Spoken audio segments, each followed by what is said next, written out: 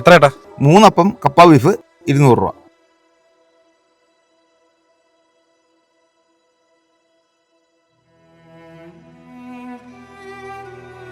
ശരി ചേട്ടാ.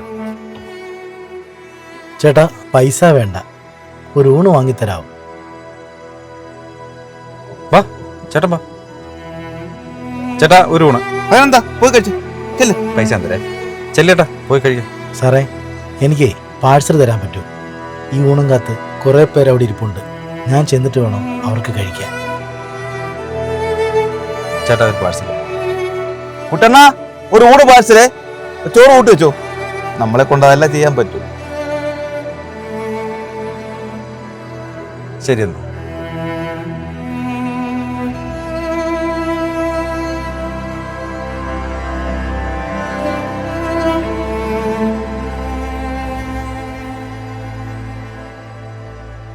മാമാ ഒരു ഊണ്.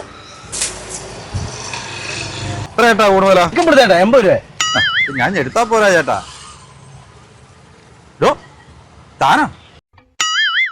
ഇതാ ഇയാളെ പ്രതീക്ഷിക്കുന്ന പാവങ്ങള്.